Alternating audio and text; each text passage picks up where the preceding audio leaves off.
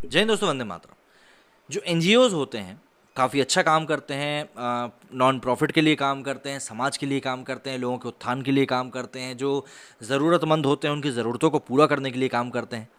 लेकिन कई सारे एनजीओज़ ऐसे भी होते हैं या कई सारी समाजसेवी संगठन ऐसे भी होते हैं जो सिर्फ प्रोपेगेंडा भी फैलाते हैं, और कई तो भाई ब्लैक एंड वाइट का खेल भी खेलते हैं। सभी को पता है ये हमारे समाज का एक हिस्सा सा है। कई बार आपने देखा होगा कि जो भी बड़े स्कैम निकल के आते हैं उसमें भी कुछ इस तरह की बातें हमेशा निकल कर आ ही जाती हैं। अब ऐसे में जब भी कोई त्यौहार, अब देखिए त्योहारों का सीज़न धीरे धीरे शुरू होने वाला है, राखी आएगी, उसके बाद लाइन से हमारे यहाँ के हिंदू त्यौहार जो हैं शुरू हो जाएंगे। इससे पहले कल बकरीद थी, मतलब यहाँ पर कुर्बानी दी जाती है। अब जब भी ये त्यौहार आते हैं तब मुझे एकाएक एक ही त्यौहार याद आता है, हमारे यहाँ का राखी।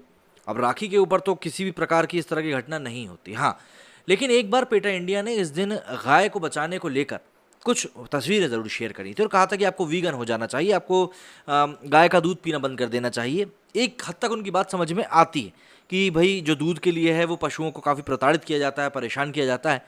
लेकिन उसके बाद भी मुझे ऐसा लगता है कि शायद वो उनकी जान ले लेने से तो बेहतर ही होगा। जान लेने से क्यों बेहतर होगा, इस बारे में मैं इसलिए बोल रहा हूँ क्योंकि बकरीद गई है। उस दिन क्या होता है हम सभी को पता है। लेकिन आपको ये जानकर हैरानी होगी कि एक समय था जब पेटा ने ये भी कहा था कि भैया मुस्लिमों को ये सब छोड़ के, मतलब ये सब नहीं करना चाहिए। तो जो लोग प्रोटेस्ट कर रहे थे ना इसको लेकर, उन लोगों को इस तरह की जो घटनाएं हुई थी उस पास की उनको पुलिस को इंटरवेन करवाना पड़ा था। तो पीटर इंडिया के बारे में आज हम कुछ ऐसी ही बातें समझते हैं कि क्या कुछ उन्होंने पिछले टाइम में हिंदुओं के त्योहारों को लेकर किया है और कैसा दोहरा रवैया उनका निकल कर सामने आया है। भारत में पशुओं के अधिकारों की आवाज़ उठाने वाली संस्था पेटा इंडिया ने बकरीद पर मुसलमानों को नाराज ना करने का फैसला किया है। बकरीद में बकरियों और अन्य जानवरों की कुर्बानी दी जाती है और मुस्लिम लोग उसे खाते भी हैं। पशुओं के अधिकारों की बात पर आज पेटा इंडिया मौन धारण कर चुका है। पेटा इंडिया ने ईद उल जुहा, ईद उल अदा, बकरीद या फिर जो भी कुछ इसको कहते हैं त्यौहार को, इस पर दर्द रहित कुर्बानी की अपील भी नहीं करी। संदेश के नाम पर हालांकि पेटा ने यह ज्ञान जरूर दिया कि सभी धर्म दया का संदेश देते हैं, दया का संदेश। लेकिन इसके साथ जो उन्होंने तस्वीर लगाई थी उस तस्वीर में एक लड़का अपने दांत दिखा रहा है और साथ में उसके साथ एक बकरी है। सीधी सी बात है। पेटा ने मजहब के नाम पर पशुओं की कुर्बानी की अपील भी नहीं की। इसको आप पिछले कुछ दिनों की घटनाओं से जोड़कर देख सकते हैं। पिछले कुछ समय से भारत में चरमपंथी मुसलमानों द्वारा सिर कर्म करने की हिंसा की घटनाएं सामने आई हैं। ऐसा उन्होंने अपने पैगंबर के अपमान का आरोप लगाने पर किया है। बकरीद इब्राहिम द्वारा कथित तौर पर अपने बेटे इस्माइल की अल्लाह के लिए कुर्बानी का मादा दिखाने की याद में मनाया जाता है। इस दिन बकरियों व अन्य पशुओं को हलाल करके उनका गोश्त रिश्तेदारों और गरीबों में बांटा जाता है और खुद भी खाया जाता है। पेटा इंडिया लगातार लोगों से शाकाहारी होने की अपील करता है। इसके लिए वो प्रदर्शनकारियों और याचिकाओं भी लगाता रहता है। इसके बाद भी उसने बकरीद पर भारत के 20 करोड़ से ज़्यादा मुसलमानों से बकरे अन्य जानवरों को ना काटने की अपील नहीं करी। अगर हम तरीके की बात करें तो जानवरों को हलाला करने की प्रक्रिया को जिबह करना भी कहते हैं। इसमें जानवरों का ज़्यादा खून निकलता है।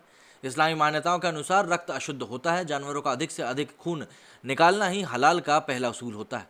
शरिया कही जाने वाले इस्लामी कानून के मुताबिक हलाल के लिए तेज़ धार की चाकू होना ज़रूरी है और उस पर कोई खरोच या रगड़ के निशान ना हो। इसी के साथ उसी कानून में कहा गया है कि गर्दन काटने वाला हथियार गर्दन की चौड़ाई से 2 से 4 गुना बड़ा होना चाहिए।